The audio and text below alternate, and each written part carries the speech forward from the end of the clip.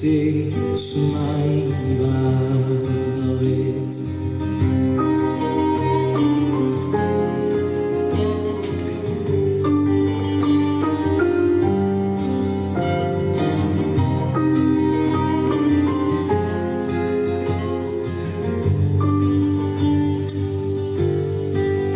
אל יתן למות רגלך, אל ימנו שומרך, הנה לא יענו, לא יישן שומר ישראל.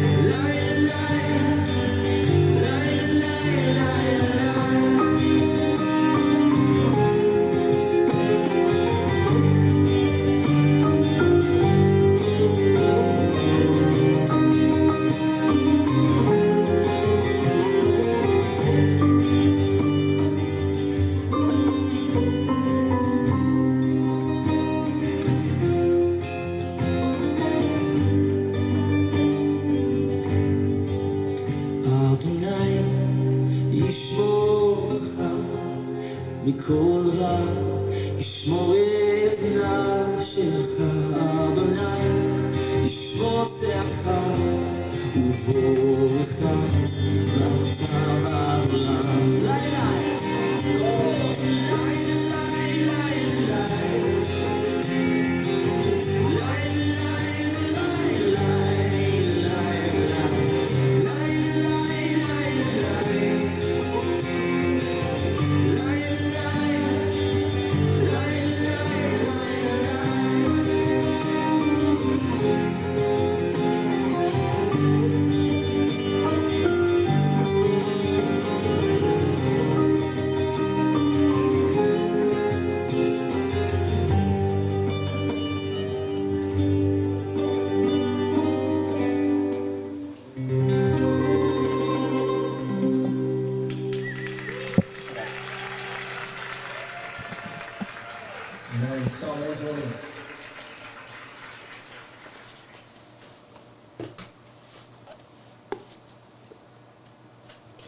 All right. Shaloha, everybody. I think we get the Discord camera pointing at us also. So my son is so good. You know, we always have a problem looking for the blue light. So what does he do? He gets a Post-it, writes "look here," and slaps it right on the camera we're supposed to look at. So hopefully we'll keep looking at that. How are you guys all doing today? Good, Johnson. Any luck with finding a place yet? Not yet. I'm going to do a pretty heavy search tomorrow. Okay. So, Right on. Well, still praying for you, man. Still praying for you. Thank you. And again, for anybody else out there, you guys all doing good? Yeah, we got Clark and Justin Mack and Justin Garcia and Marbley. And Marvelly, all right. Hi. Hi, everybody. Good. Good reading today. I like the reading we had earlier. So, Thank you. Yeah. Marvelly, you gotta calm down. Stop dropping books and stuff, okay? You did great, Marbley. Don't let him rush you. I You was did a so good job. excited. Yeah. Oh, that's awesome. Your book came. Yeah. That's perfect. Yes. Just relax and. Yeah, you're saying? Oh, no, I was so excited. You know, I'm following along, and then I think it was the person person before me that was reading, and I dropped the book, and I was what page? I was like, no. I know. We're ready to skip you. You know that. But It's okay. that's all right. No. Oh, it's good to hear your voice. Nowadays, you got to get in and read because there's not much time for reading, and once you lose your turn, that's it. You may not come back to you again. That's right. That's right. Yeah. I'm gonna rubber band it open next time. Good idea. Well, guys, welcome to another episode at Hebrew Hawaiian. We're again looking forward to teaching you some Hebrew.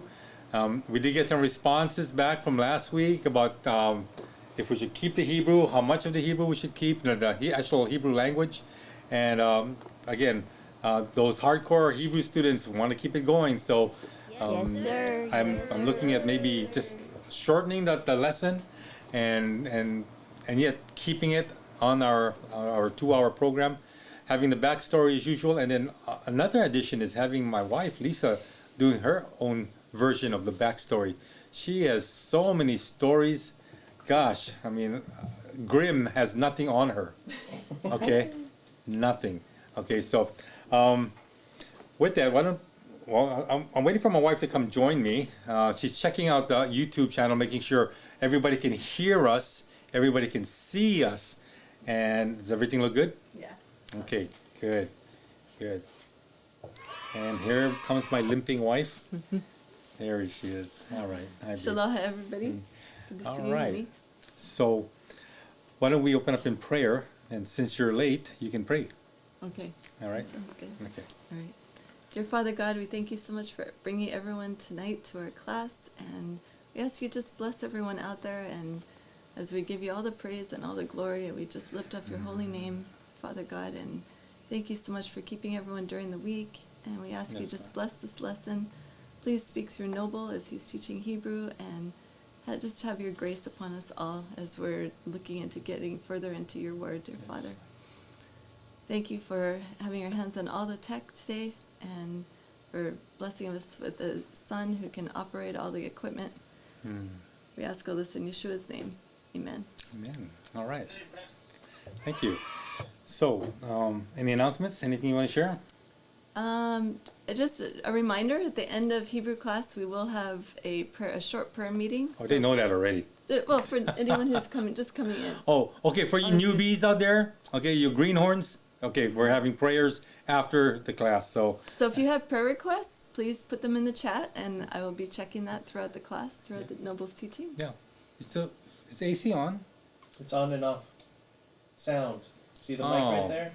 I don't like it. No, but I want. Okay. It's hot in here. Okay. You know, we live in Hawaii. I'm It's gonna hot in I'll here. put a fan on you. I'll Oh put a my fan on you. gosh. Okay, she's gonna put a fan. Everything's gonna blow away.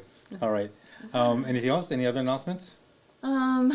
No, just it's going to be a good class today. I'm looking forward to the Hebrew teaching, and I think if we have time, I'm going to do a little bit of reading later on during second hour. So you guys stick around for that.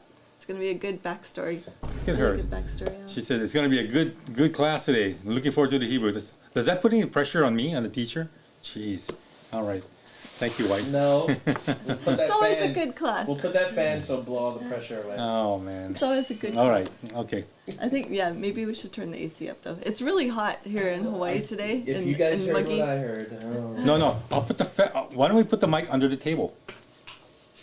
Okay, That's okay. Aim at it. So.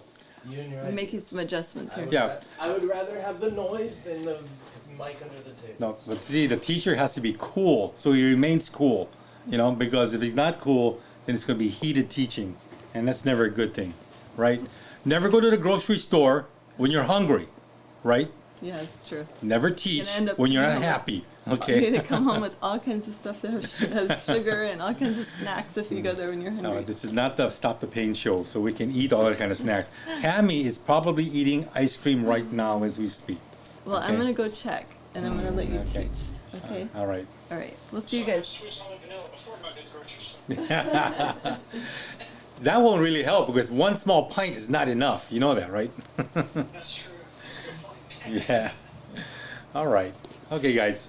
Well, today I figured in Hebrew class we'd go over some of the fundamental things in the Hebrew Bible. And one of the fundamental things in the Hebrew Bible is knowing what is the Hebrew Bible. Okay? And so, I'm gonna move this here. And does anybody know what the Hebrew Bible is called? I know somebody does. Start with the T. Yeah, the Bible. I mean, I was going to say Tanakh. it is. It is called the Tanakh. Now, here, this middle word right here, this is it. So, you get your Tav, which is your T. You got your Patak, that's your A.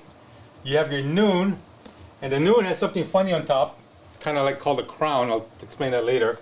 Okay, but that's a Nun. That's your N. Another Patak, that's another A. And then you got your Kof Sofi, okay, your final Kof. So this is going to be your KH, okay, Tanakh. And Tanakh, again, Discord. It's different. is called the Hebrew Bible, and it's...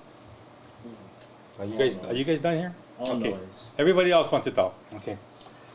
This is actually an acronym of what comprises the Hebrew Bible. For some of you that know this, sorry, you're gonna have to review with me. I gotta look here at the sign. Look here. Okay. For those of you that don't know this is good because you don't call it the Hebrew Bible. You call it the Tanakh, and the Tanakh is again divided into three main sections, and the three main sections are right here. So I'll point the arrow this way, and I'll point the arrow this way and this way. Okay. First section of the Hebrew Bible is called the Torah.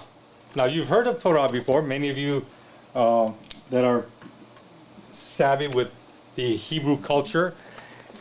The Torah, and what does Torah mean? A lot of people will say the law. Right. I mean, correct. But I think honestly, a better interpretation would be the teaching or the understanding. Okay? So, again, Torah, that's your Tav with the Dagesh, so that's a hard T. T, your Holam Vav is your long O. Resh is your R. Kametz is your long A. And your Hey, which is your H. Torah. Okay?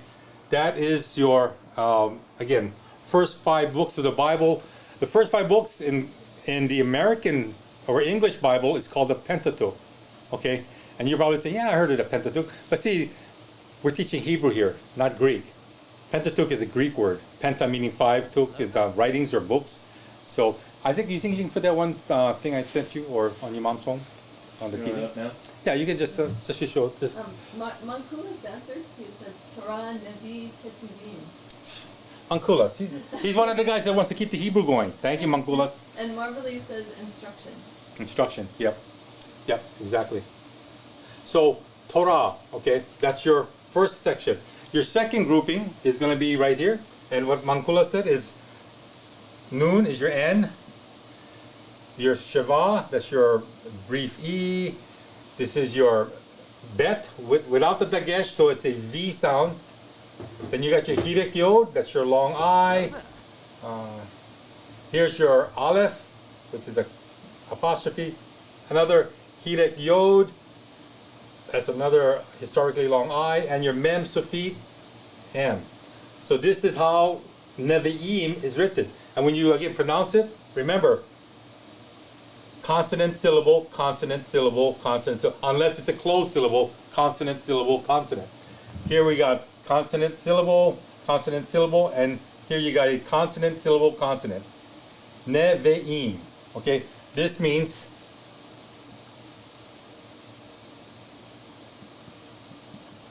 the prophets. Now, let me change up the colors too. Okay, so last section of our Tanakh, our Hebrew Bible, is your Ketuvim. Here's your Kof. So this is your K, your Sheva, your Tav is your T. You got your Shurek, which is a long U. Then you got your Bet again. Bet does not have the dot in the middle, the Tagesh Lene. So it is a V sounding B. Hirek Yod is your historically long I, and your Mem Sofit. Ketuvim, okay? And what does ketuvim means? Let's go with a different color. Change it up.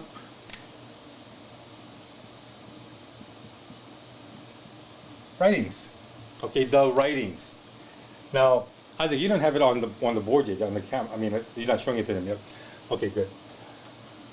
When we look at the Tanakh, okay, and we have the three main elements, Torah, Nevi'im, Ketuvim, keep in mind that this comprises the entire Old Testament, as you would know it in English. But is it called Testament or is it called Covenant? See, most Messianic Jewish believers do not refer to the Tanakh as the Old Testament, not like a lot of us English readers, okay? But prefer to use the phrase earlier covenant. Earlier covenant. The reason is that the word is mistranslated as testament. The word mistranslated as testament in Hebrew is the word Brit. And Brit actually means covenant, okay, or contract. And so when you have a covenant or contract, it is not a testament. When you go to a person's memorial and they die, and then the person that has that's in charge, the attorney or whatever, then they have a last will and testament. You know, this is again the dispersing of the assets to people, and that's a testament has something to do with, you know, being dead. You know, not the best thing here. The old covenant, okay, or the earlier covenant, is actually alive. God's word is alive. It's not dead. So again, when you use the word Brit, which actually means covenant or contract, then it makes more sense. The earlier contract or the earlier covenant would be the better way to translate the Old Testament. Okay, the idea of a testament in the sense of a will is alien in the Hebraic mindset. See, so even the Hebrews knew that testament just didn't fit in. All right.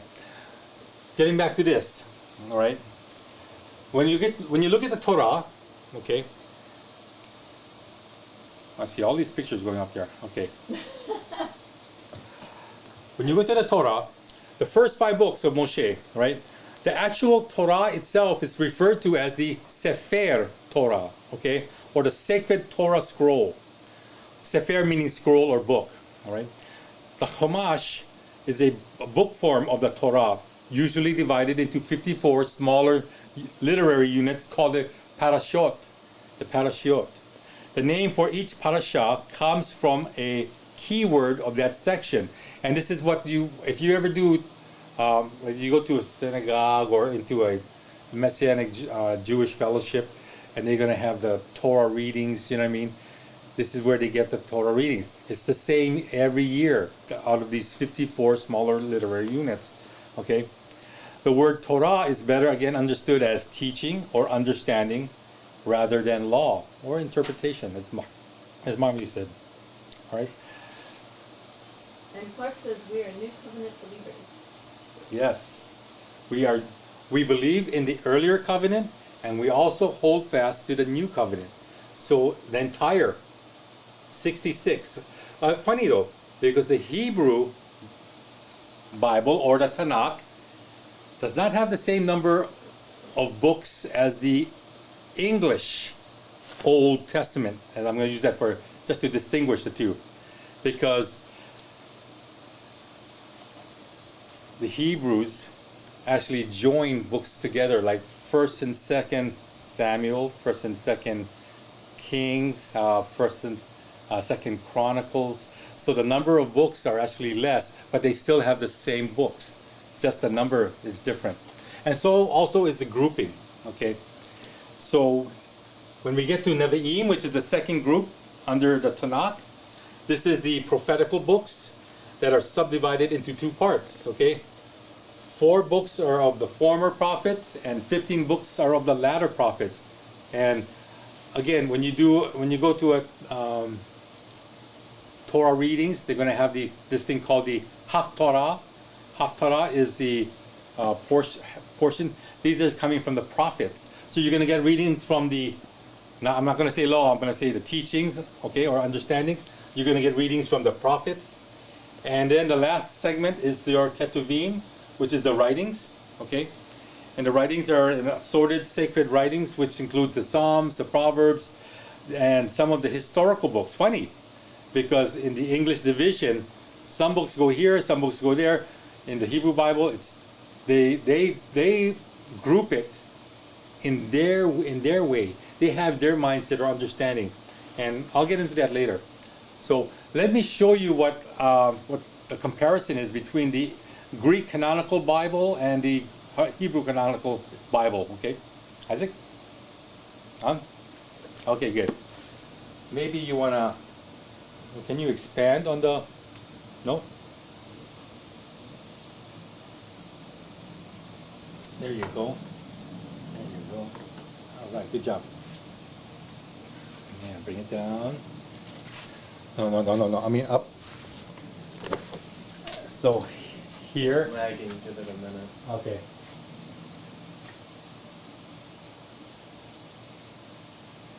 Oh, Discord's not seeing this. I'm going to turn this. Yeah. Okay, Discorders, let's read. Can you see that, guys? There. That's really going to be small. We have to make it bigger. But Pentateuch, Torah, 5 books. 5 books, they're the same. Okay. When it comes to the prophets, the Nevi'im, notice that you got Joshua, Judges. Okay. Here in the historical books, Joshua and Judges. Then it goes right into 1st and 2nd Samuel, 1st and 2nd Kings, and it ends here as the former prophets. But here, you got Ruth, then you got 1st and 2nd Sam, 1st and 2nd King, 1st and 2nd Chronicles, Ezra, Nehemiah, and Esther. Okay? Totally different when you look at the second grouping of the Hebrew Bible, the Tanakh. Then you got the latter prophets, okay? Isaiah, Jeremiah, Ezekiel, and then the 12 minor prophets, all listed here. In the Greek or English Bible, you're going to have the books of poetry, or they call it the poetic books, okay? That's Job, Psalms, Proverbs, Ecclesiastes, Song of Songs, or Song of Solomon, if you know it that way. These books, this grouping right here, disappears in the Tanakh. As you notice, okay, Job has not even come into play here yet. The Psalms, neither. The Proverbs, neither. Okay, they actually come in the writings, which is the third group, the Ketuvim. Okay, and here, when you go to the last section of the English Bible or Greek Bible, the major prophets, Isaiah, Jeremiah, Lamentations, Ezekiel, and Daniel, they're considered major prophets. Why? Because they couldn't become lieutenants or colonels or generals. No, they're major because of the size of their writing. Okay, and because of the size of their writing, they're called major prophets. The other prophets, called minor prophets, means that they're not young, they're not under 18 and minors. It's because their writings were a lot smaller. Does it mean that they're less valuable or less significant? No. All it says is that their writings are just shorter in length compared to the major prophets. Okay? And see, these minor prophets are the same as the 12 here in the Tanakh. But, again, they're just called the 12 instead of calling the minor prophet. I would like to be called the 12 also. That has a nice ring to it. Who are you? Oh, I'm noble. I'm part of the 12. You know what I mean? Yeah. And it kind of reflects like, how many disciples did Jesus have? 12. You know? 12. Yeah, exactly. You know, how many cups of coffee did Jesus have? 12. You know, he likes that number. How many sons of Jacob? How many sons of Jacob? Yeah, it's a very common number. Okay. So now when you look at the Tanakh again, you'll notice that the writings is divided into 3 sections. The books of truth, again, it's Psalms, Job, and Proverbs. The scrolls, again, Ruth, Songs of Solomon, Ecclesiastes, Lamentations. Oh, look, Esther finally makes it in here. Okay. And then the rest. What does that mean, the rest? The leftover? The Opala? The guys that come last? I'm not sure. That's a good question. But you got Daniel, okay, Daniel, you got Ezra, and Nehemiah, and you got 1st and 2nd Chronicles. Guess what? When it comes to the end of the Tanakh, or the Hebrew Bible, these are the last books, 1st and 2nd Chronicles. Okay. What's the last book in the English or Greek Bible? The Italian prophet, Malachi, or Malachi. Okay.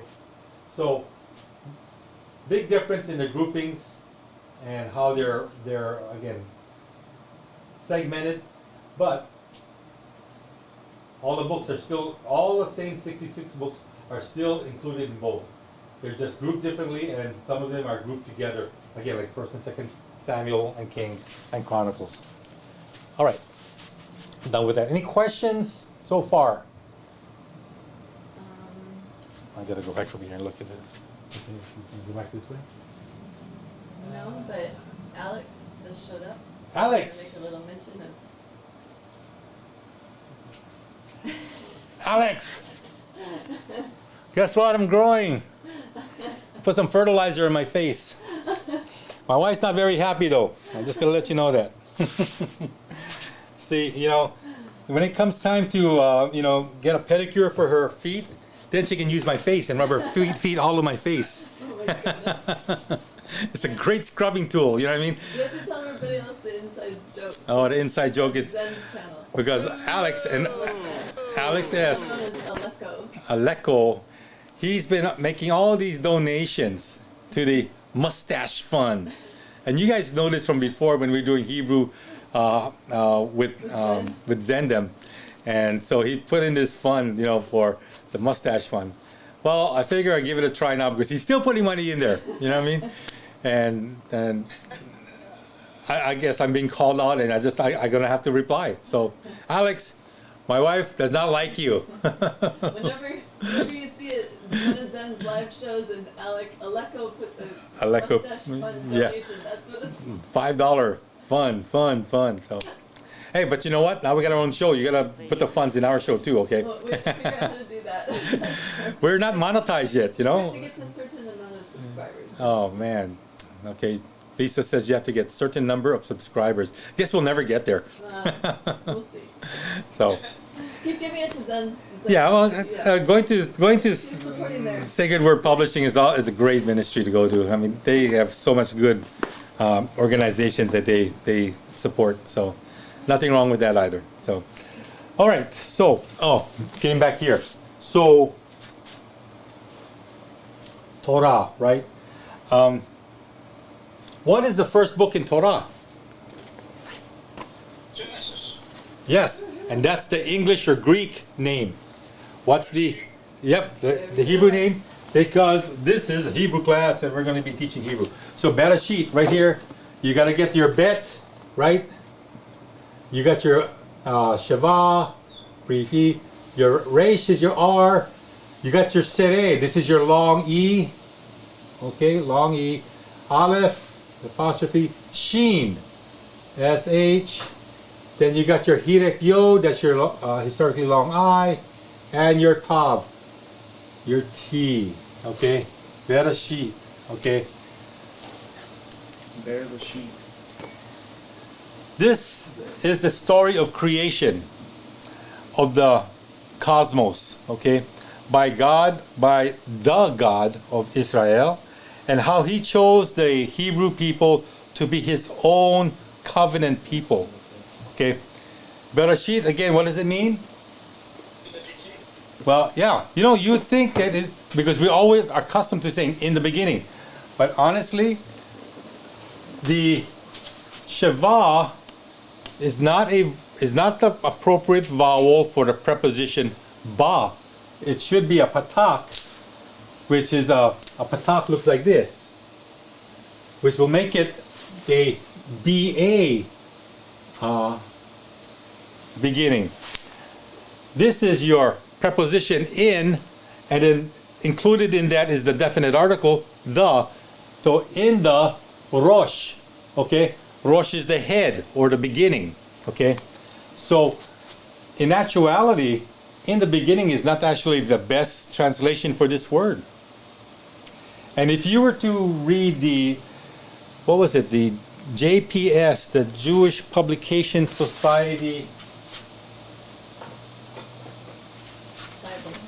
Oh no, was it this one? I think it's the other one. Hang on. Here we go. Let me see. Good book to have, Jewish Study Bible. This is again the earlier covenant. Okay, and the earlier covenant. It's pretty interesting. So the way that, and again, the Jewish Publication Society, JPS, they kind of know what they're talking about because they're Jewish. Yep.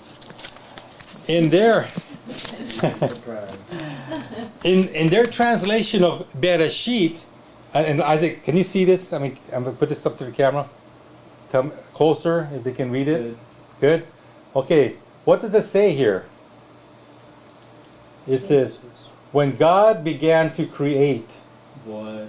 When God began to create. And this is, I'm going to put this on Discord. Maybe it's too close. So we're so accustomed to reading the translation in the beginning, which is not the most accurate rendition of the Hebrew. Oh, and you're going to say, does that work? Can we actually do that? Yes, you can. Translating the Bible, takes the time, takes the study of the language in order to understand the language and how it's translated. And so the correct preposition would have been ba, reshit, for in the beginning.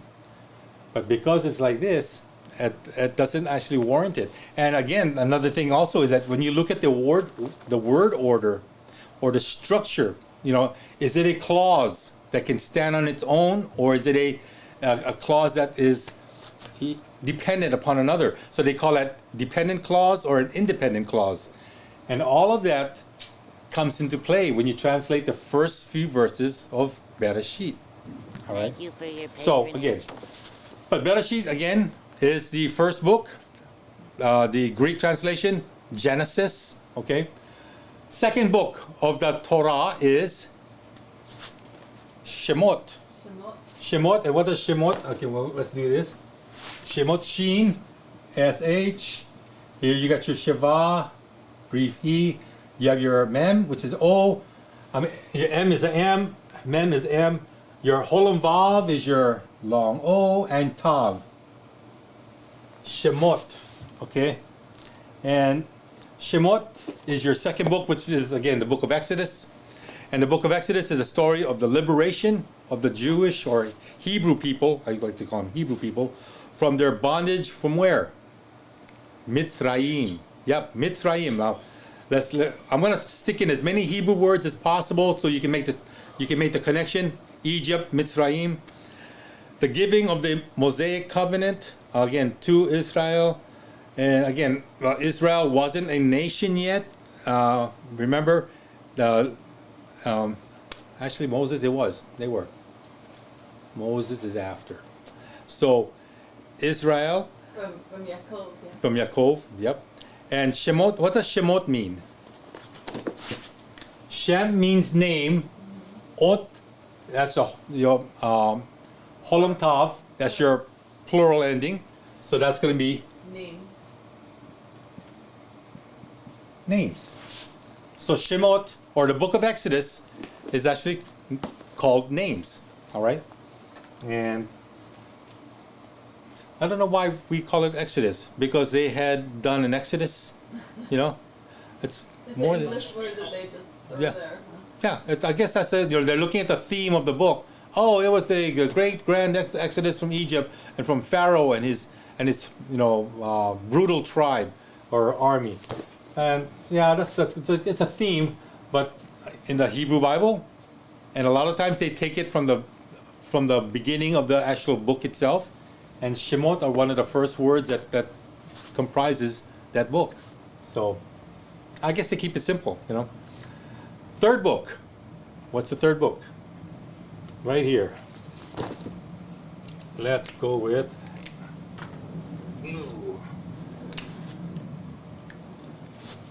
Vav. Hatak.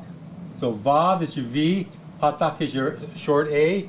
Then you have a Yod. Yod is your Y. And you have a dot in the middle of the Yod, which means it's a Dagesh forte, That's a doubling. Then you got your, let's see, did I do that right? Yep. Then you got your hirek, your hirik, that's your I. Then you got your kof, that's your Q. Then you get your resh, that's your R. Patak is your A, short A, and hey. Vayikra. Vayikra, very good. And again, you syllabify Vayikra. Okay? And Vayikra is a detailed instruction for the ancient priesthood regarding how Israel might approach God by means of the rituals and the Mishkan. Mishkan means tabernacle. Okay? And this is again instruction for those that want to come before the Lord. And again, when we read it, we see a lot of rules, a lot of do's and don'ts. Things that are telling the Hebrew people, hey, if you do this, you'll have a good, long, profitable life. If you don't do this, you're going to be cursed. You're going to have problems and issues. And so again, it's a book of do's and don'ts. But what does it actually mean? Vayikra means this is your preposition, okay? And then this is ye is going to be your pronominal performative prefix, performative, which means and he, and kara is your word for call, and he called. So this is how you get the definition for Vayikra, which is the book of Leviticus, which is the Greek term, and it means and he called. All right? Any questions? All right. Yes. They're answering, they're saying Shemot, they're saying they were excited. And All right. Marvelly says Leviticus, and he called. So they're on. the Very same good, page. Marvelly. Yeah. So, okay, Hebrew students, a little bit more. We're just going to go through the Torah today. Okay. Fourth book. Bet. Sheva. Mem. Hirek or Hirik. Your I. Dalet. Okay. Oh, yeah, there you go, Johnson. Here's your Sheva. Vocal or silent? That's the question. What precedes it? What kind of vowel precedes it? Long or short? Hirik. Hirik is your short I. So this is a silent Sheva. So we don't put it up here in the translation or transliteration. Next letter is Bet, with again the dagesh, which makes it a bet with a hard B sound. Very good. Alion. Patak is your short A, and Reish is your R. And there you go. Bemidvar. Okay, Bemidvar is how you would translate this. Bemidvar. I'm sorry? In the wilderness. Oh man, you're taking my thunder, dude. That is correct. It means in the wilderness. In, this is your preposition and definite article, and midvar is wilderness. Okay, this is the story of how Moses or Moshe led the wandering Hebrew people through the wastelands of Sinai. Okay, you know why, right? Did you ever complain and murmur to God? 40 years. You're going to be wandering for 40 years. You know, after all the things that he showed them, they still murmured and complained.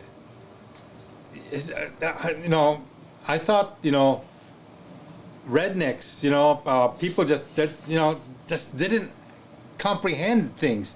But I guess the Hebrew people didn't comprehend things too. You know, maybe that's their origins. Because you see all the miracles that he performs for them, and you're still going to complain to God? Jeez, that's sad. I have to be careful, otherwise I'll be left wondering for 40 years. Amen. For anyone, yeah? I mean, this applies to everyone. So, again. All right, let's go to the last book. The last book right here. And, again, I know you hardcore Hebrew students know what this is. Okay. Dalet is your D. Sheva, again, your E. Here's your bet without the dot in the middle, the geshlene. So this is your V sound. Kametz is your long A. Resh is your R.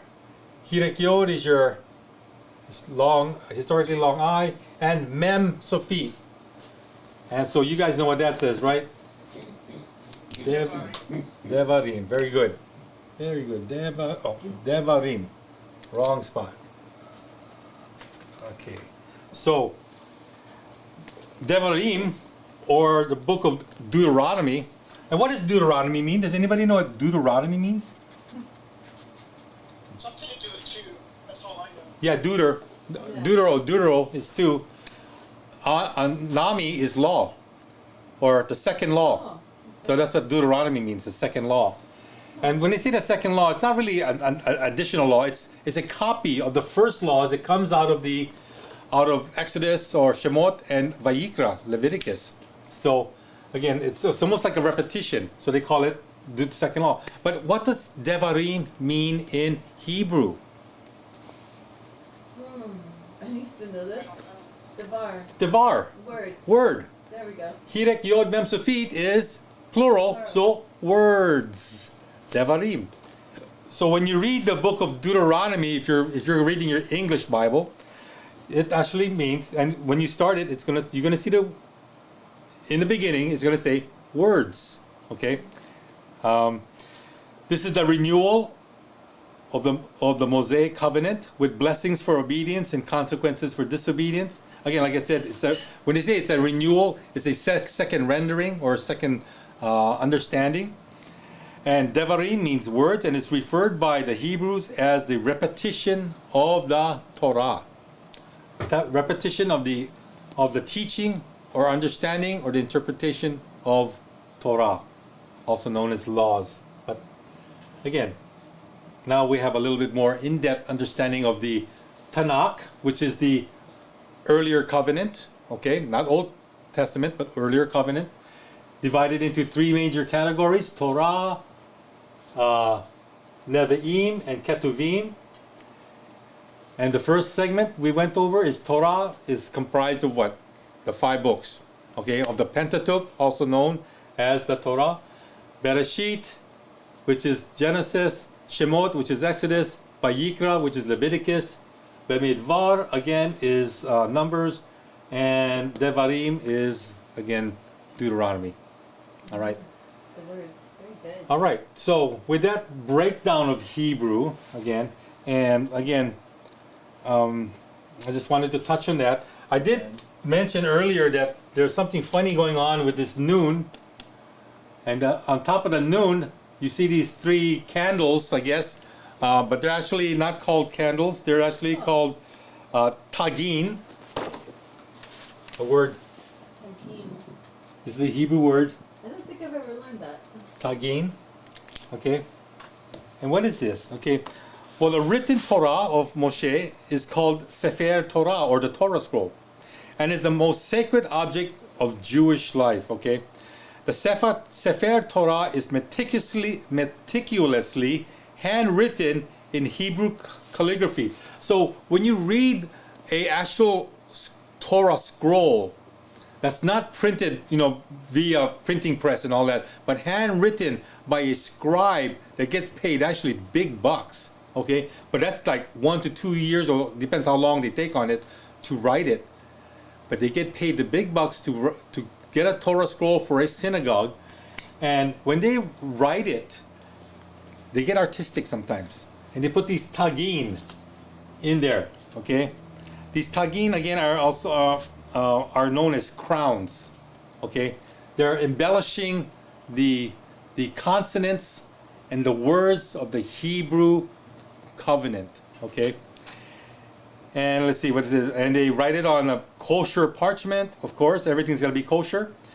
And you're supposed to, and you're, again, interesting too, you might have noticed this, but when they open up the scroll and they're up there and the reader is going to be reading from the scroll, they never touch it with their hands.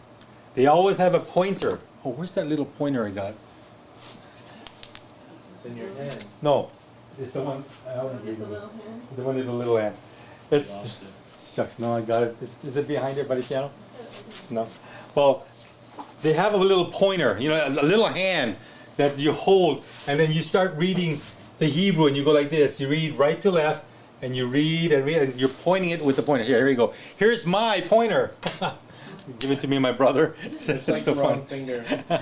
No, it's a correct finger. Good thing it's not the middle finger, right? It's the right finger. So this is how you do it. This is how you read, and you do not touch the scroll. Why? Oil on the finger, dirt on the finger. You ever touch something nice, white and clean, and you smudge it on your clean book or whatever, and that's not coming off. You know, that's almost like permanent. Okay. So again, you use a pointer.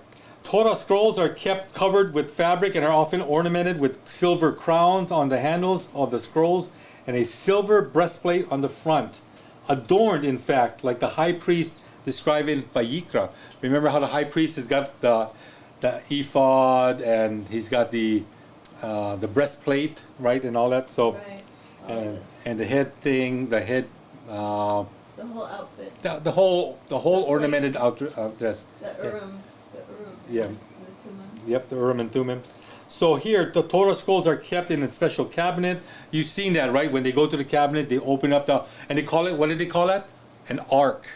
Okay? Not a cabinet. It's called an ark. In fact, it's called Aron Kodesh, the holy ark. Okay?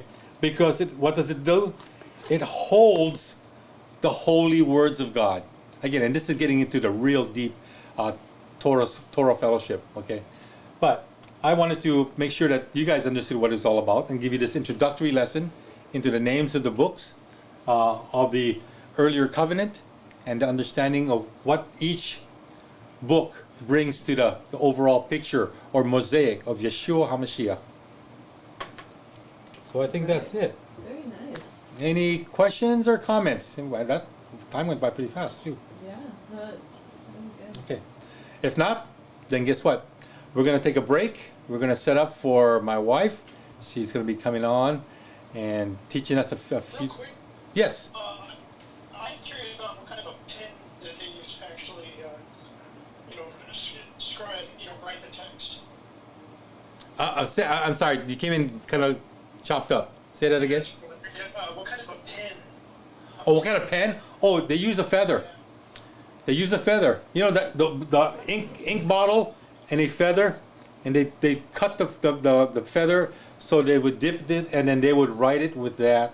Well, that was the way they originally did it. I'm not sure if they use calligraphy pens now, because calligraphy pens now are kind of like feathers in a sense, but I don't know. I'm not, depending on how traditional they are, because you use something new, then they might say, well, this may not be kosher, but you use the feather of a certain type of bird, and that's kosher in their eyes. Everything is about kosher, okay? I mean, from the pickles they eat, to the things they write with, to what they wear, everything has to be kosher, right? So, good question, though, Alian. Good question. Yeah, they do not use big pens, okay? They never use a big pen. Yes. Marvelly has a comment. If they make a mistake writing the name of the Most High, they have to destroy the entire writing. Yeah. And then their ritual baths, or they Yeah. supposedly But do. there's a legend that when they come to the name of Hashem, they would take a bath and cleanse themselves. Man, can you imagine if the name, the ineffable name of God comes up 12 times in one day? You're talking about one very clean, squeaky scribe. Squeaky clean to the max. So, but I'm sure that's legend. I'm not sure if that's the case. But again, everything was done in such a very meticulous manner and fashion because of the holiness of it all. And yeah, Marvelly's right. I'm not sure if they would toss it now. I think they have certain things that they can actually erase the ink with if they make a mistake. Maybe when it comes to the name of God, but in the rest of the writing, say they're writing, about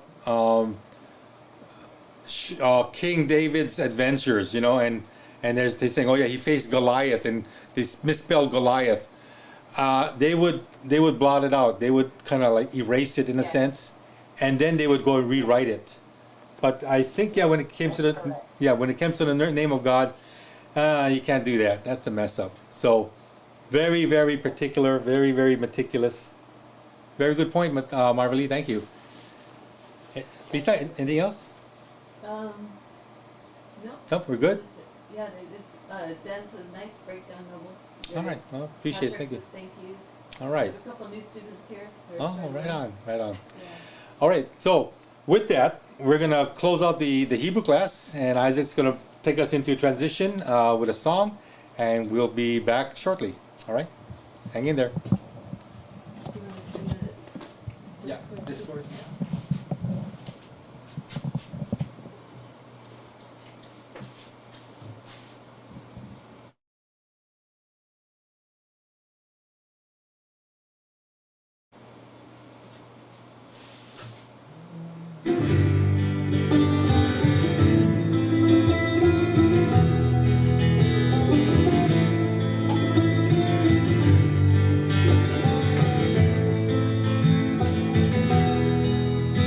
הראה לי את הדרך לשוב אליך,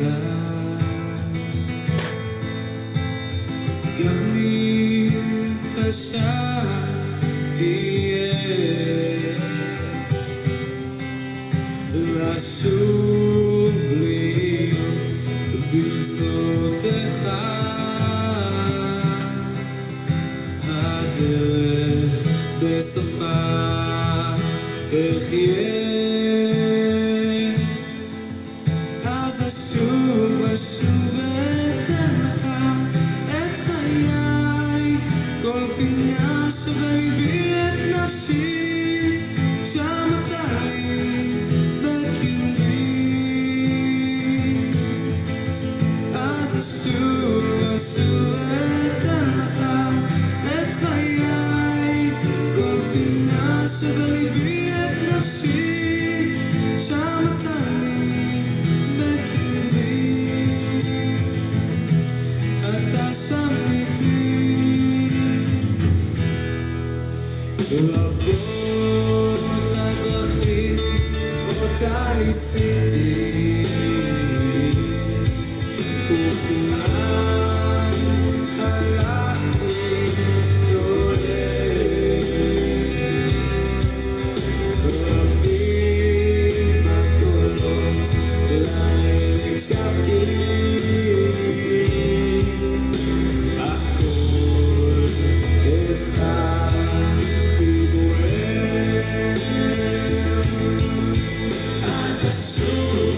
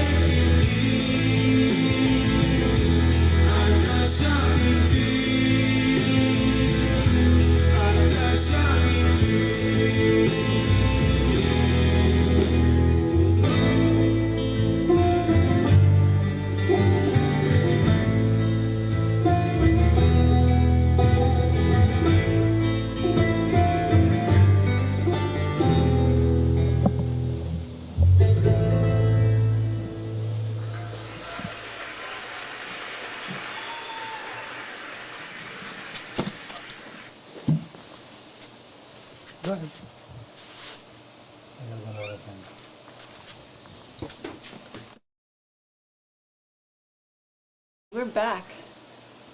Good to see all you guys. I'm glad you enjoyed that song.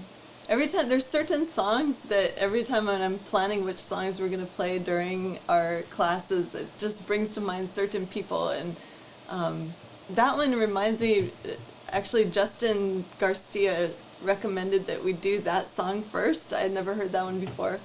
And so we always used to call it Justin's song. But then Terry Todd also said, oh, this is my jam. So I was like, okay, every time I think of that song, I think of like Justin, Terry. There's other certain songs, like I think of Tammy or Marvelly, you know, just because it said, oh, this is my favorite. So put in the chat, what's your favorite song? You have any requests? We'll play it next time. But we just thought we'd bring back some songs we haven't played for a while, yeah. So, am I going to start? Do you have anything else you need to say before? Nope, I am good. All I'm going to say is watch out in the chat. Noble is headed that direction. I'm gonna be a tinderbox. So everybody say hi in the chat, and if you have any questions. But I wanted to do this teaching because a couple of weeks ago when I taught on the backstory of the golden calf, and then Zen had on, I think it was Troy Miller, where they were talking about how the Most High gave the commandments to the people, and there were some questions that came up in that chat that people were asking, what's he talking about? Because there's some really cool backstory. I'm going to be first reading from the Aramaic and the Palestinian Targums. Isaac, can they see this? Yep. Okay, so this is from Sacred Word Publishing. If you guys haven't already purchased this book, I highly recommend this because it basically has the Torah, but in translated straight from the Aramaic. And so it gives more details that I always wondered about too. So I'm going to start reading. This is actually section 17, and I'm going to be starting on page 162. So if any of you out there have this book, pull it out. You can read along with me. So this is around the same time, right before the golden calf incident, when Moshe had been going back and forth up the mountain, getting instructions from the Most High of how to get the people ready to hear directly from him. So I'm going to start reading, okay? Page 162, and then I have some other backups from Sacred Word Publishing also, from other ancient manuscripts that back up this story. So enjoy. And Moshe carried back the words of the people before the Lord. And the Lord said to Moshe, behold, on the third day I will reveal myself to thee in the depth of the cloud of glory, that the people may hear while I speak with thee, and may believe in thee forever. And Moshe delivered the words of the people before the Lord. And this is the Jerusalem Targum. You have seen what vengeance I have taken of the Mizrahi, and how I bear you upon the light clouds as upon eagle's wings, and brought you nigh to the doctrine of my law. And now if you will truly hearken to the voice of my word, and will keep my covenant, you shall be unto my name a distinct people, and beloved as a priceless treasure above all peoples, for all the earth is to the name of the Lord. And to my name shall you be kings and priests and a holy people. These are the words thou shalt speak. And Moshe came and called the sages of Israel, and set in order before them all these words which the word of the Lord had commanded him. And all the people answered together in the fullness of their heart, and said, all that the word of the Lord hath spoken, we will do. And Moshe returned the words of the people in prayer before the Lord. And the word of the Lord said to Moshe, behold, my word will be revealed to thee in the thickness of the cloud, that the people may hear while I speak with thee, and may also believe forever in the words of the prophecy of thee, my servant Moshe. And Moshe delivered the words of the people in prayer before the Lord. So that was the third day. And the Lord said to Moshe on the fourth day, go unto the people and prepare them today and tomorrow. Let them wash their raiment and be prepared. On the third day, for on the third day the Lord will reveal himself to the eyes of all the people upon the mount of Sinai. And thou shalt set limits for the people, that they may stand round about the mountain, and shall say, beware that you ascend not the mount, nor come near its confines. Whoever cometh nigh the mount will surely be put to death. Touch it not with the hand, for he will be stoned with hailstone, or be pierced with arrows of fire. Whether beast or man, he will not live. But when the voice of the trumpet is heard, they may go up or forwards towards the mount. And Moshe went down that day to the people and prepared the people. They blanched their clothes, and he said to the people, "Be ready for the third day. Abstain from the marriage bed." And it was on the third day, on the 6th of the month, in the time of the morning, that on the mountain there were voices of thunders and lightnings and mighty clouds of smoke, and a voice of a trumpet exceeding loud, and all the people in the camp trembled. And Moshe brought forth the people from the camp to meet the glorious presence of the Lord. And suddenly the Lord of the world uprooted the mountain and lifted it in the air, and it became luminous as a beacon. And they stood beneath the mountain, and all the mount of Sinai was in flame, for the heavens had overspread it, and he was revealed over it in flaming fire. And the smoke went up as the smoke of a furnace, and all the mountain quaked greatly. And the voice of the trumpet went forth and grew stronger. Then Moshe spake and was answered from before the Lord with a gracious and majestic voice, and with pleasant and gracious words. And the Lord revealed himself on Mount Sinai upon the summit of the mountain, and the Lord called unto Moshe from the summit of the mount, and Moshe went up. And the Lord said to Moshe, "Descend and warn the people, lest they come directly before the Lord to gaze, and many of them fall. The priests also who approach to minister before the Lord must be sanctified, lest the Lord destroy them." And Moshe said before the Lord, "The people cannot come up to Mount Sinai, because thou didst instruct us, saying, Make limits to the mount and sanctify it. And the Lord said to him, Go down, and then ascend, thou and Aaron with thee. But let not the priests or the people directly come up to gaze before the Lord, lest he slay them."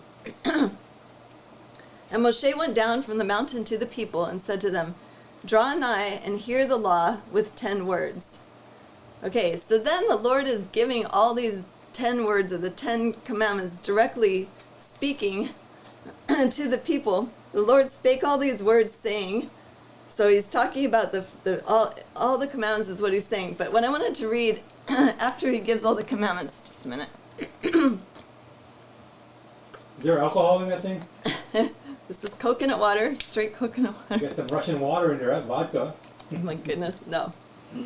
All right, so I think everybody who's in our audience right now has at least some concept of what the 10 commandments are. Some of you were saying earlier, reminding us, yes, there was 613 altogether, but there was like the 10 main ones that the Most High actually spoke.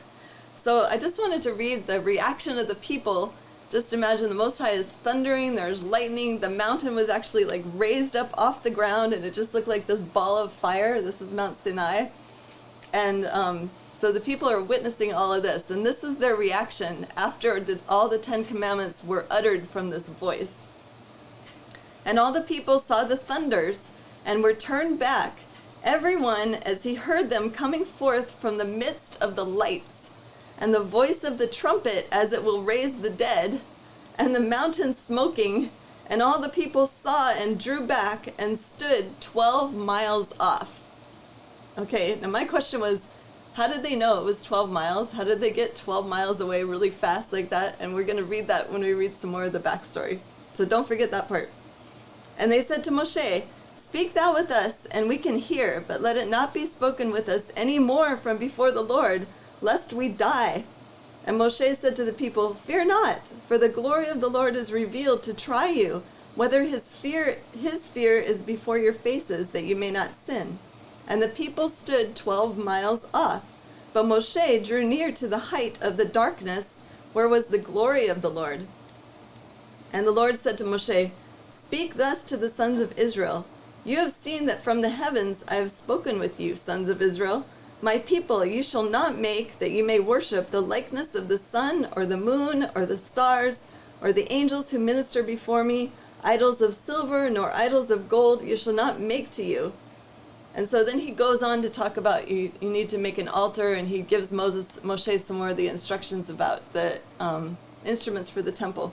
So that's from the Targums. Now, for more of this backstory, I have these 2 other books that I'm going to read from. I read from this last time when I was talking about the golden calf. We have a very short one from the Legends of the Patriarchs and Prophets. Can you see this one okay? This is also a publication out of Sacred Word Publishing for those of you that would like to order it. So, all right, I'm going to just read a couple paragraphs from this one, but then we're going to get to the main one that's in the Legends of the Jews, part 3. All right.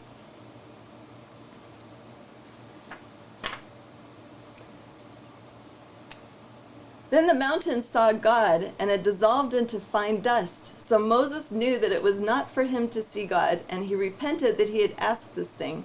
After that he went with the 70 elders to Sinai, and a cloud, white and glistening, came down and rested on the head of Moses, and then descended and wholly enveloped him.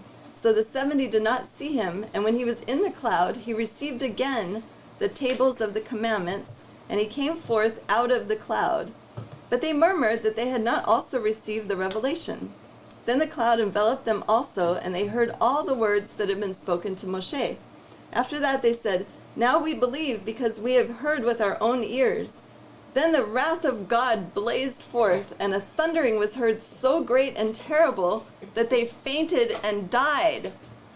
When I read that, I was like, so all these people just died. Like, the Most High had just brought all these people into the wilderness. He's giving them their law, and now they died.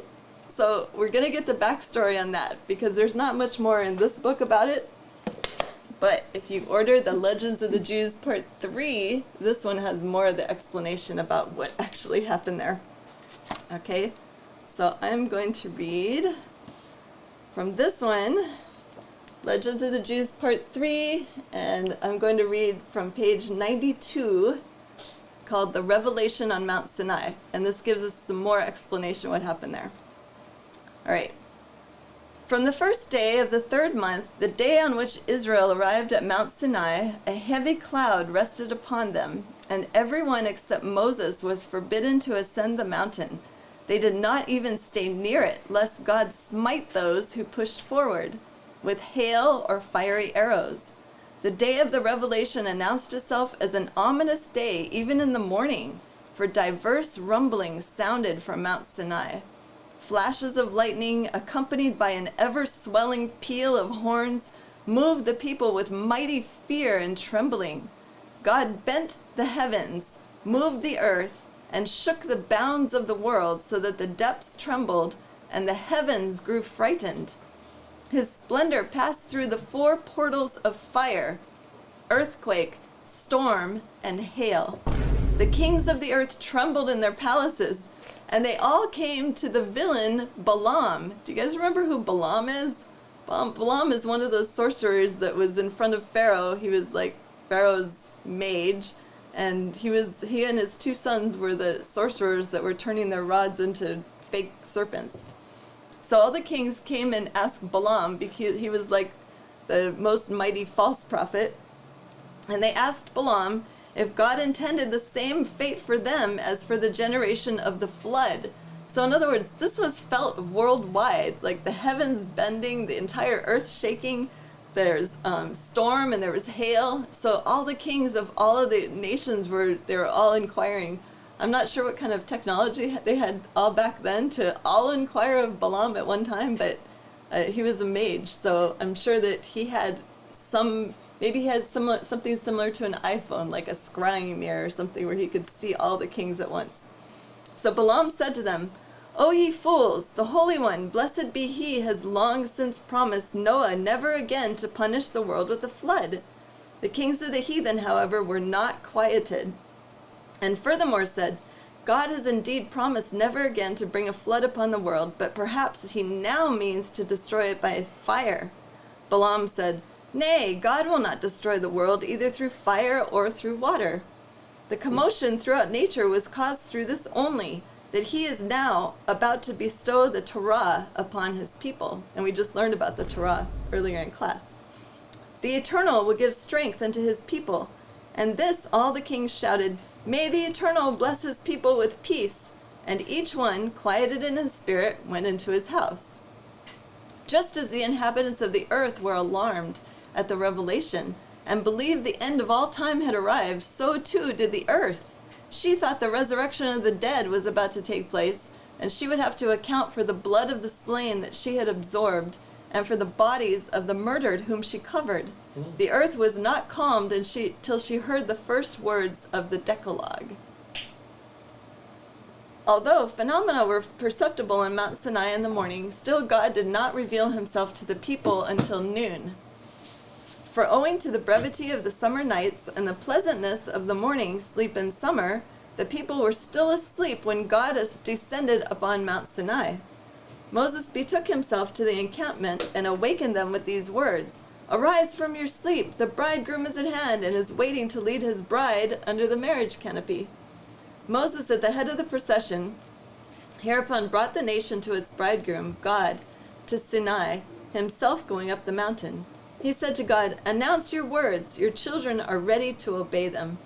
The words of Moses rang out near and far, for on the occasion, his voice, when he repeated the words of God to the people, had as much power as the divine voice that he heard. It was not indeed quite of their own free will that Israel declared themselves ready to accept the Torah, for when the whole nation in two divisions, men and women, approached Sinai, God lifted up this mountain and held it over the heads of the people like a basket, saying to them, "If you accept the Torah, it is well. Otherwise, you will find your grave under this mountain." It's kind of a major threat. The people all burst into tears and poured out their heart in contrition before God, and then said, "All that the Lord has said we will do, and be obedient."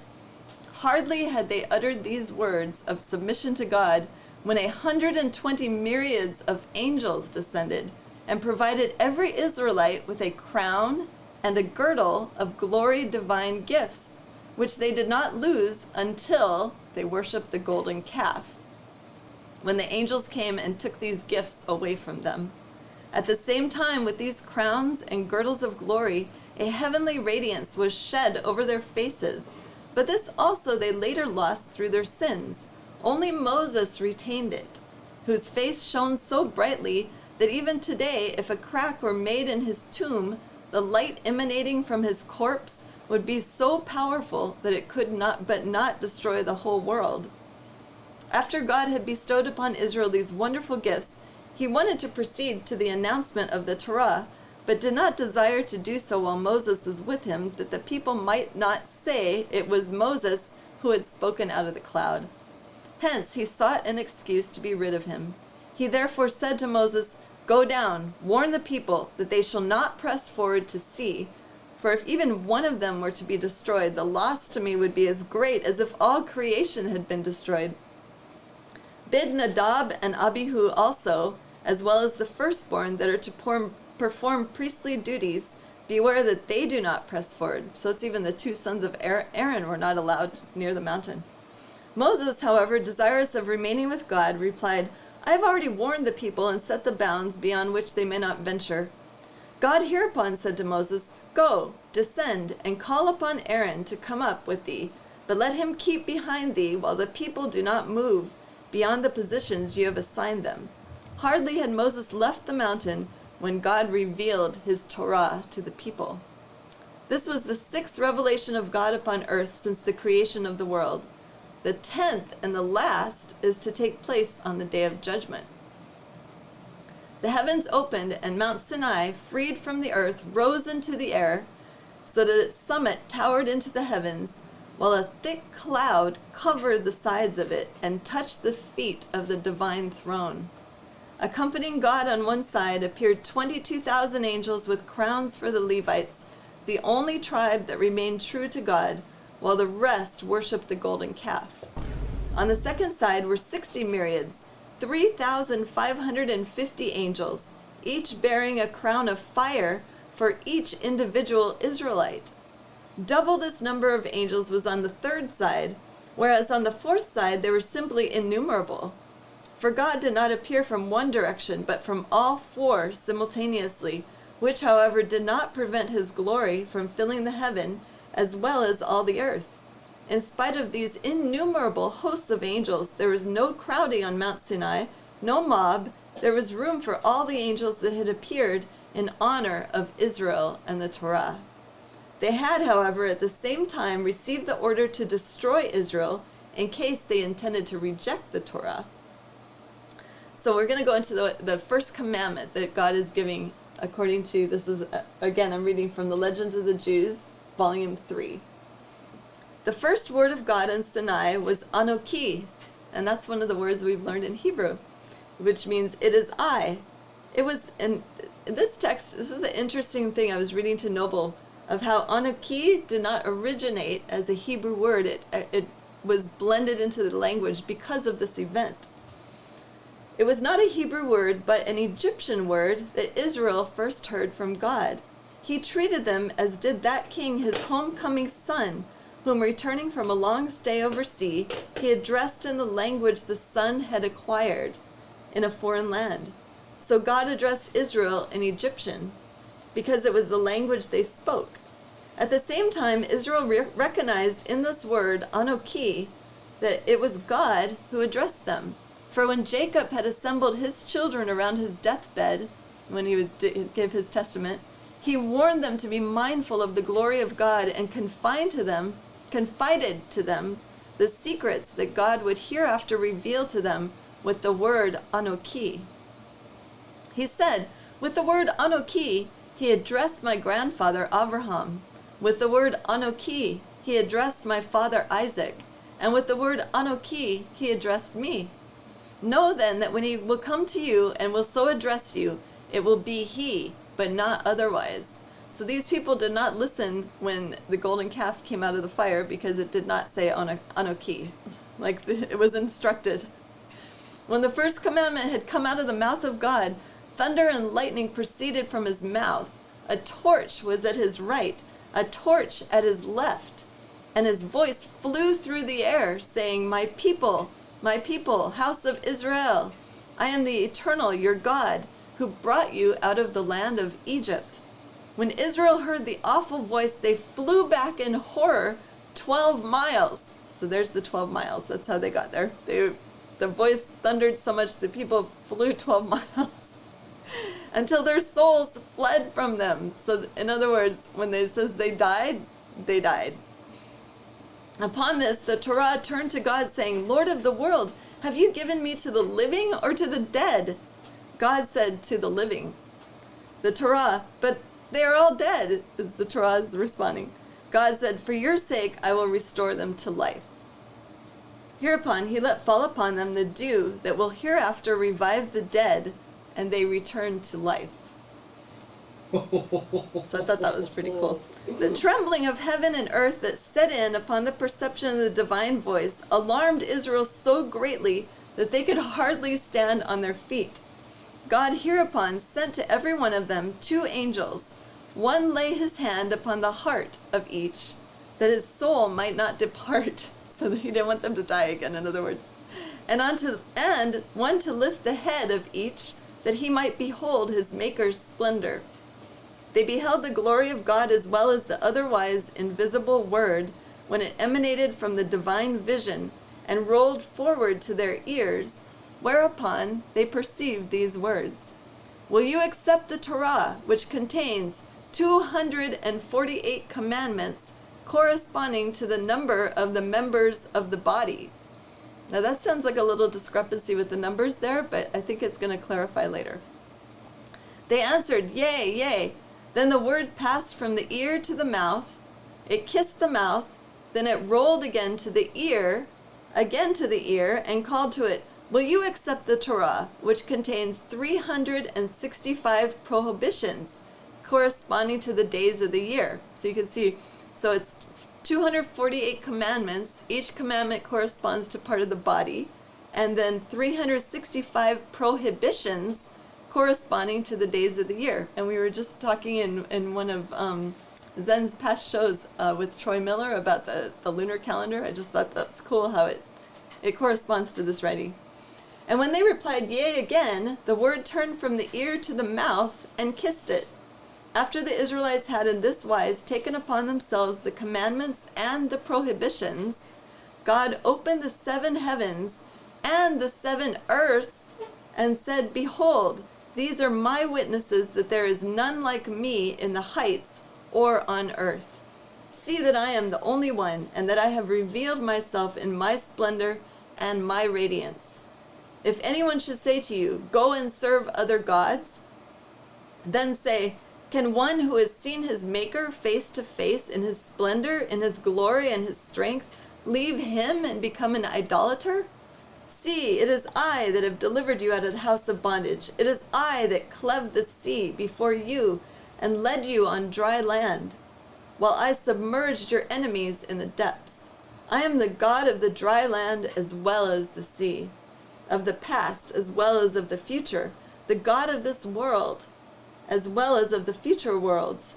I am the God of all nations, but only with Israel is my name allied.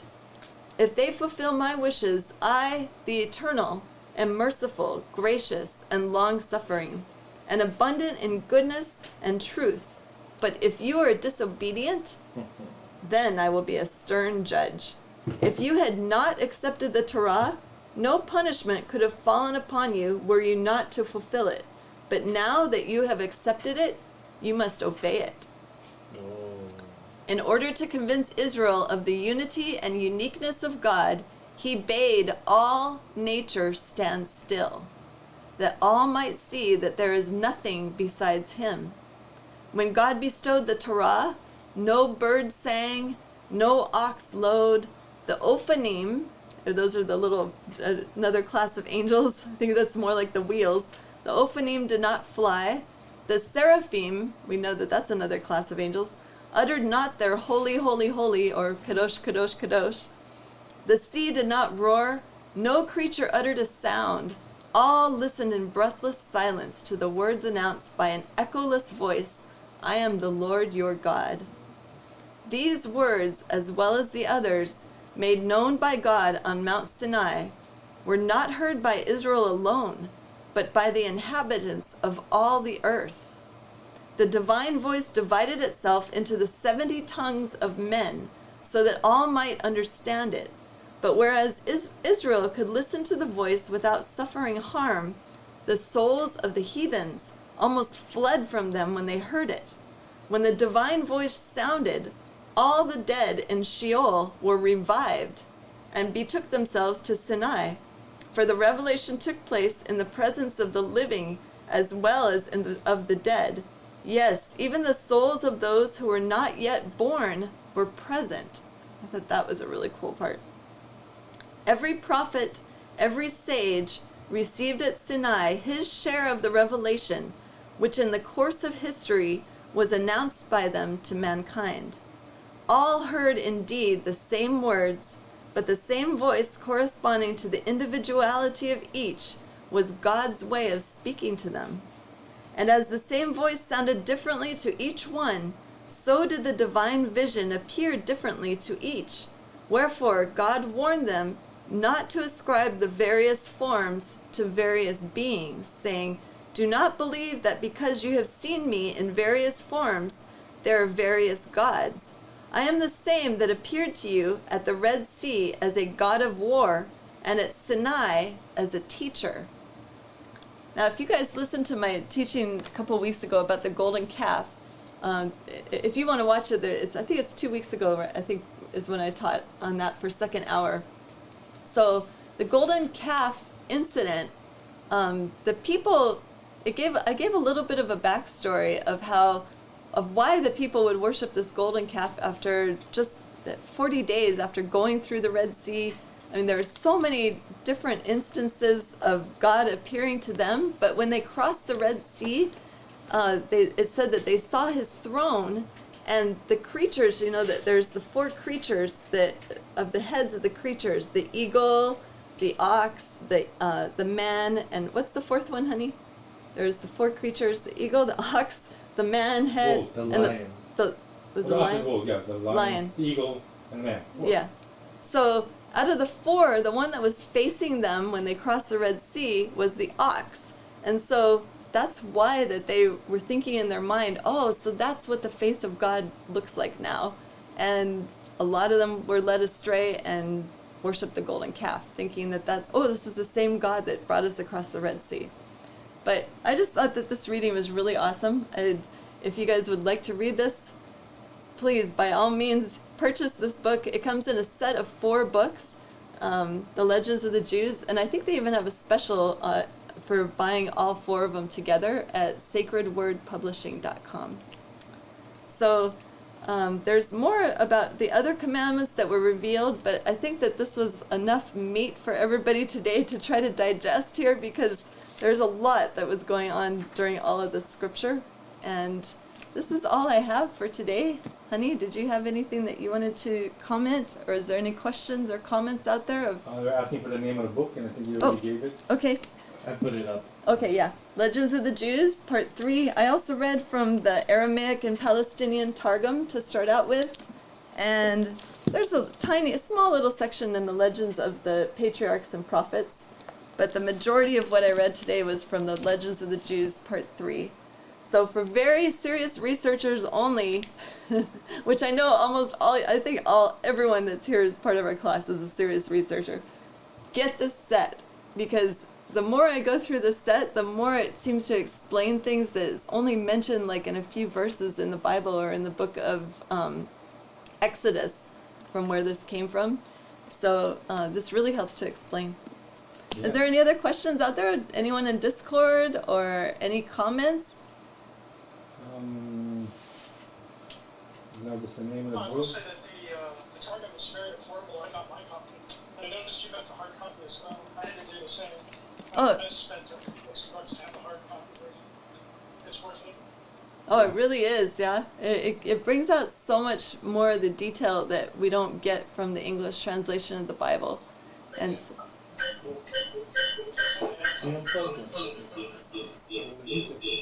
that a question? Okay. No, good job. All right. Sorry, guys. That's He okay. unplugged the mic and the mic was on. Yeah. Yeah, I'm the non-tech guy, so actually, can I do it over here? Okay, so, Can you play a song? That Transition. transition. Okay. all right, we're going to do another song so you guys can take a short break, and then Noble has a little thing to present after this. All right, so thank you guys for listening. Oh.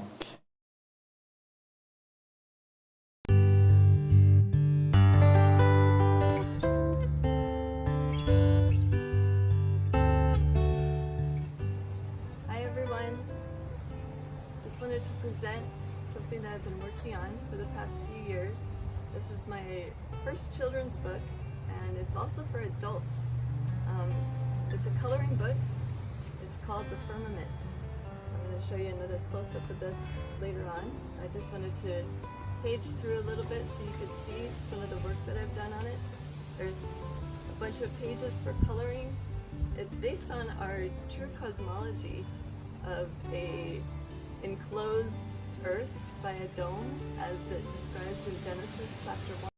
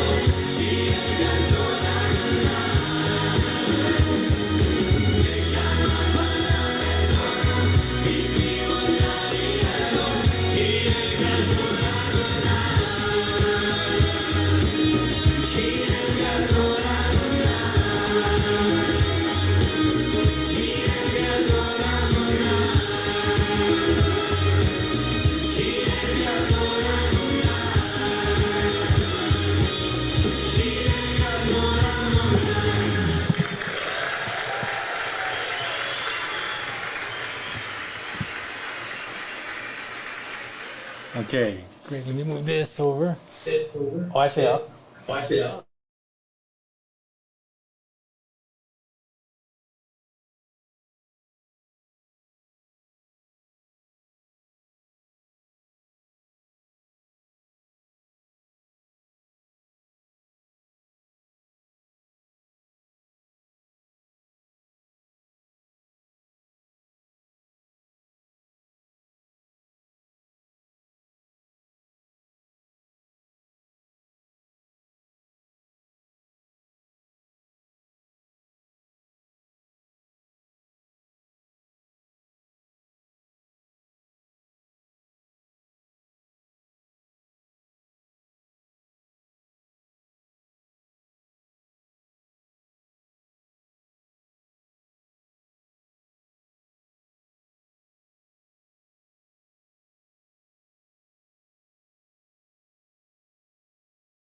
sense yelling.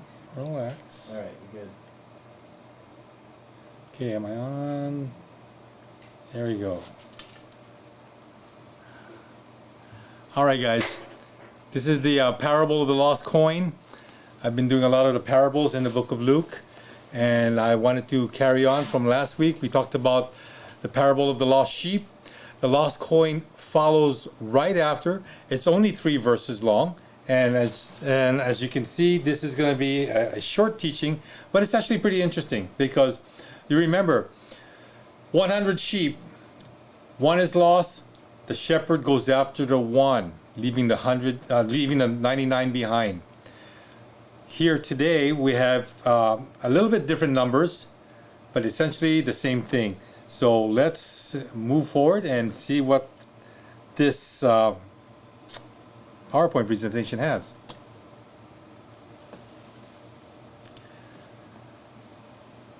And it reads, "Or what woman, if she has 10 silver coins and loses 1 coin, does not light a lamp and sweep the house and search carefully until she finds it? And when she has found it, she calls together her friends and neighbors, saying, "Rejoice with me, because I have found the coin which I had lost." In the same way, I tell you, there is joy in the presence of the angels of God over one sinner who repents. Pretty awesome passage. Very concise, very brief. And here we go. So, in the peasant village, again, villagers are very, they're self-supporting. They don't have the Walmarts, they don't have the grocery stores to go to, or the supermarket, or the shopping malls to go to. Everything pretty much is contingent upon what they can do, okay? So what do? They grow their own food, all right? And villagers, again, have learned to do so for generations and generations. Nothing new here. They raise their own flocks and herds. This is their livelihood. This is their business. This is what keeps them going. In fact, they don't have Amazon. They have to make their own clothes. Okay, you can't order it themselves. So this is the lifestyle in the peasant village. Money is a scarcity in the hands of the peasant.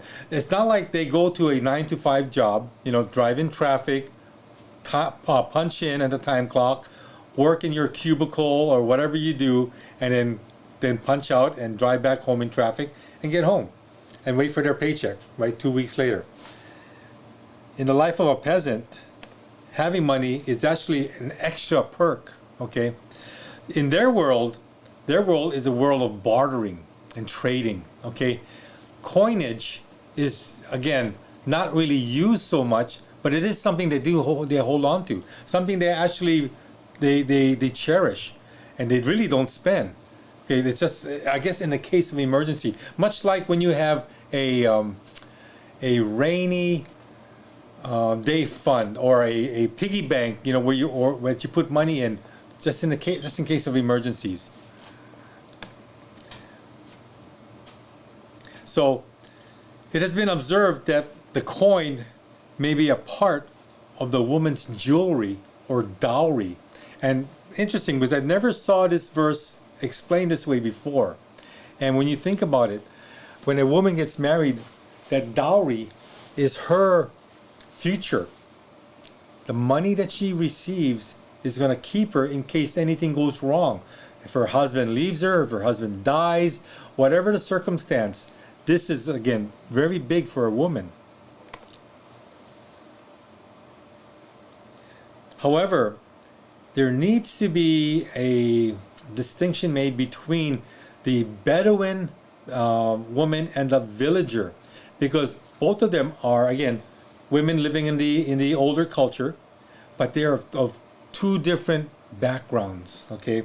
And this dynamic is interesting when you see it.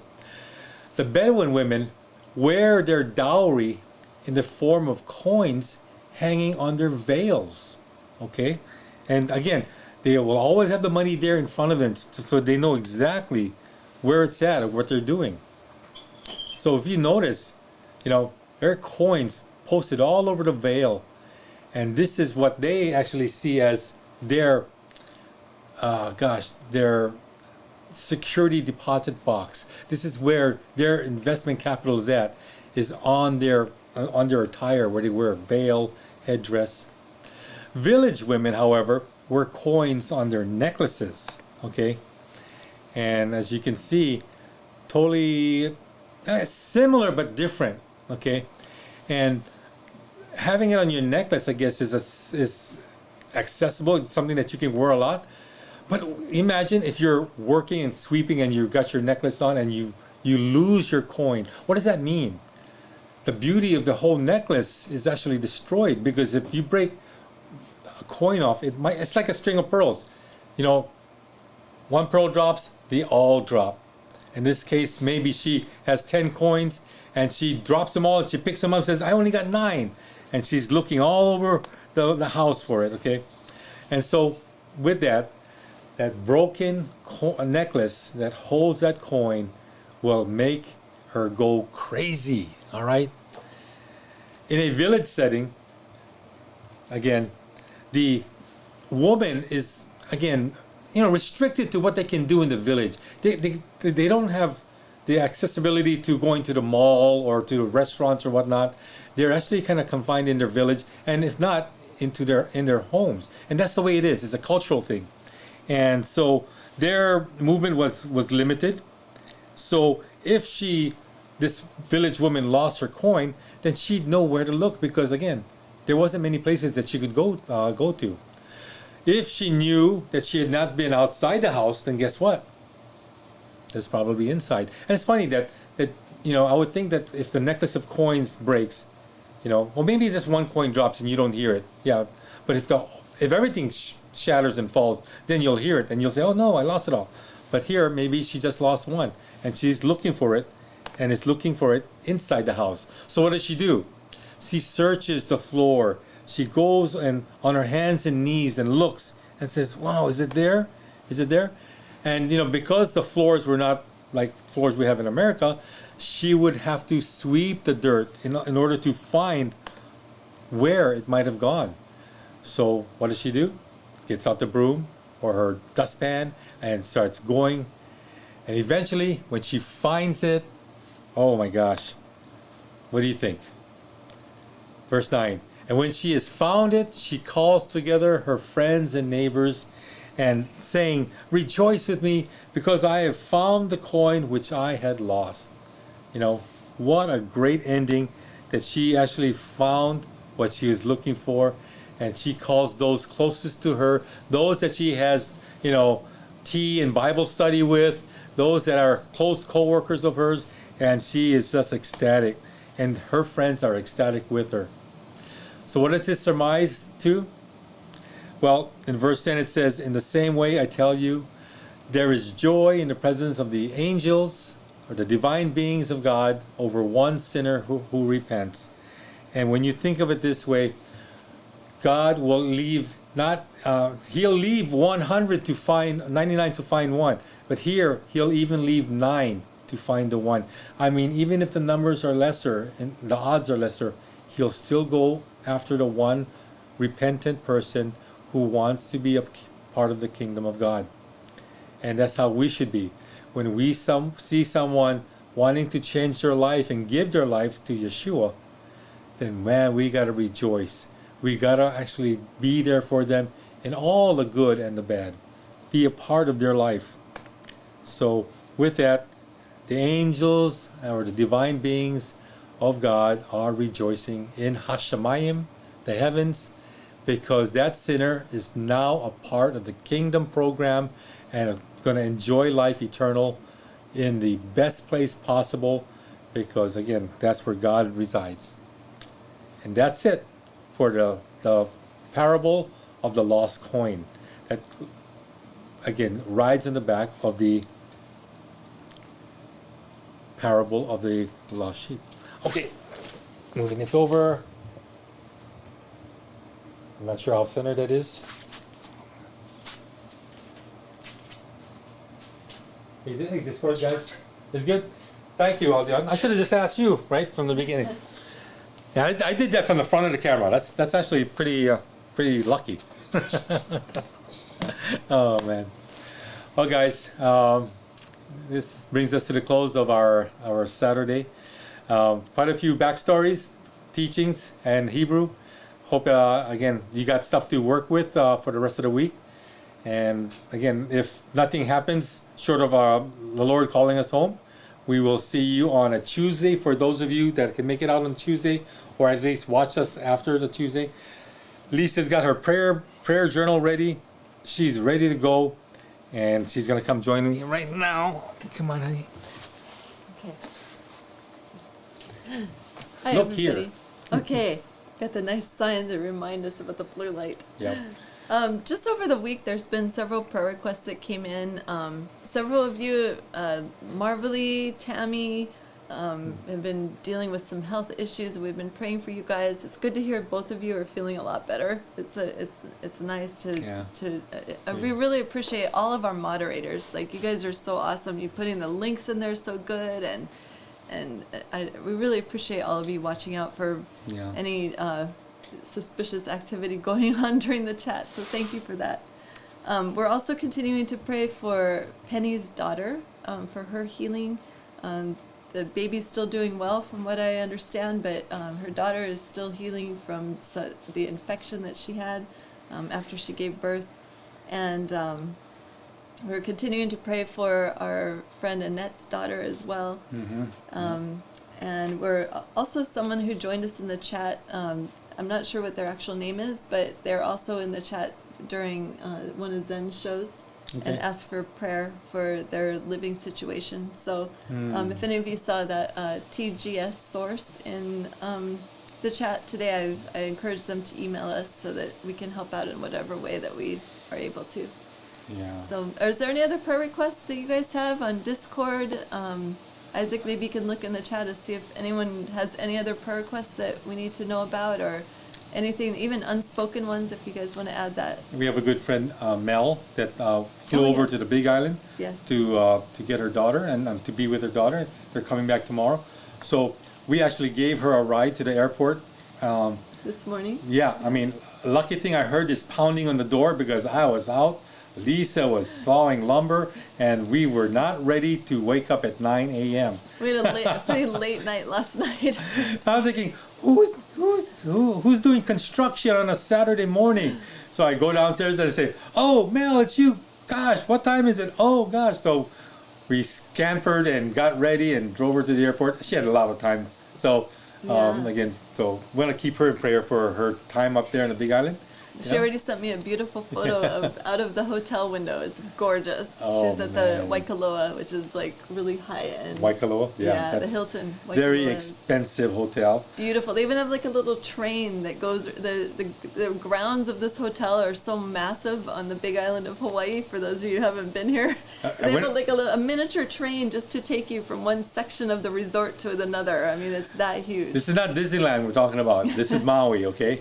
Big Island. This is the Waikoloa. But on Maui, Marvelly and Lance are staying at the Kaanapali. Kaanapali Hotel. Yeah, one of the big hotels there. Yeah, it seems like a lot of people are staying at some plush places, you know. So praise report that God's people are also enjoying life. For some of you back home, I know, I feel like you. I wish I could be in a hotel in Hawaii too. So, oh man. It's beautiful. Oh yeah. You guys having a good time, huh? Yep. Thank you, Noble, at least for your teaching tonight, and Isaac, all your hard work, and Tammy and everybody. You guys are the best. Yep. And being here in Kaanapali Beach Hotel, it's so. Hope to bring you guys down here when you come to Maui. Pretty soon. Oh, Isaac's still saying he can't wait. Lance, do not take her to the ice cream store, Lance. No, Lance. Yes, he is. Yes, he is. Video here, just so you guys can see the backdrop, and I'm trying to figure out how to do it on how maybe this. Oh. Oh, cool. Oh yeah, I can see that. Nice. Okay, Isaac's gonna do something. This is the courtyard. Wait, hold it just a second. Kaanapali Beach has some tourists. Oh, beautiful. Can they see it on YouTube? And here we No. are. Oh. I just wanted to show you how beautiful this place is. Wow. So who's seeing that? Only us then? Yeah, only the Discord. I'm sorry. Oh, Discord. Sorry, YouTubers. Only Discord people can see it. Yeah. Yeah. It's gorgeous though. Oh, I'm sorry. Yeah. Hey, Marvin. No, That's thank you all for right. sharing. A lot of times YouTube people can see things Discord people can't see. So now it's reverse table. But you know what? It's all good. Another prayer request, and let's keep praying, keep this as a constant prayer. Let's keep Zen in prayer, for his health. Yeah. That guy's got so much on his table. He is burning the midnight oil. Justin and Joy are there supporting him, but Zen is like, man, that guy's he's a mad worker. So let's keep his health in prayer so that he can continue to do the good work that we're all accustomed to, and we get blessed by all the books. You heard from what Lisa read. Buy those books, man. Support the ministry. Support all that they're about. We're all benefiting from it. And then when you start reading it, man, you're gonna say, no way. That, or you just stay tuned to our channel, and Lisa will just go through the readings of the entire, 4 volumes. But I get it good because she reads to me all the time, and a lot of times I get read to so I can fall asleep. and my mind's always thinking, always going. And when she starts reading, I said, "Oh, soothing," and And it's good I don't read to you in the car anymore. Oh, yeah. 'Cause that had the same effect where I'd have to be like, "Are you still awake?" yeah, falling asleep in a car is not a good thing, especially when you're driving, right? So, Okay, so we could close in prayer. If there's no other prayer requests to add to those, we'll close in prayer and then we'll end it for the night. yeah. You know what? General prayer. Many of us have friends and family that have taken the snake bite, the jab, okay, and are still following up with the boosters or whatnot. And you know what? Until they get awakened or woken, and realize that they've got the wool pull over their eyes, they're gonna continue to go down that road. And it's not like we can say "I told you so" because we don't want to go there. We want to actually say, pray that they don't do it anymore, and that they wise up and wake up and realize the error of their ways. Yeah. We all have friends and family that have gone through this. Yeah. Many. So let's keep them in prayer as well. All right. I think. Maybe you can Oh. close us with Oh, prayer. we're gonna do the song and then pray. Or we're gonna. No, Pray. pray. Pray. Okay. Yeah. We're gonna close in prayer. And cover the prayer requests. We have no set agenda here. There's no liturgy here. We just do as we go. All right. We don't want a liturgy. Anyway. He really does. He just does it. He does. Okay, so you close in prayer and you All can right. cover the requests. Okay, let's pray, guys. Father, you've heard all our prayer requests, and you've again also seen the praise reports. We thank you for the fellowship of brothers and sisters that we have, knowing, Lord, that as a community we can rejoice in you because you are the one true living God, the God of Abraham, Yitzhak, and Yaakov. And we thank you, Lord, for blessing us over and over. May you continue to put your covering, hovering mercies over us to see us through to the end of days when you finally call us home. We thank you again for all of this. And as God's people realize that he is true and alive and well, we can all say, Amen, Amen. Thank you all. We love you. See you next time. Shaloha. Thank you guys. Aloha. Good night. Good night. And for you Discorders, you can hang on for a little while. We can go through the prayer. Or Yeah. is there any other private or secret prayers? I Or- haven't heard any, but after the song, Discord.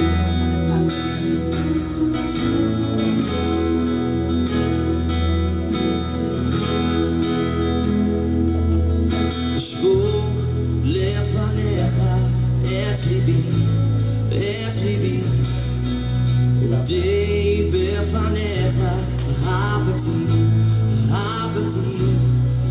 כי אתה אדוני אהובי.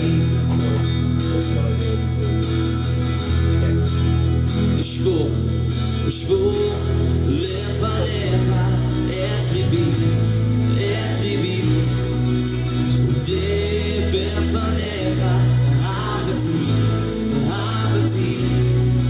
כי אתה אדוני אהובי. אתה אדוני, אתה אדוני אהובי. אתה מבין ראשי.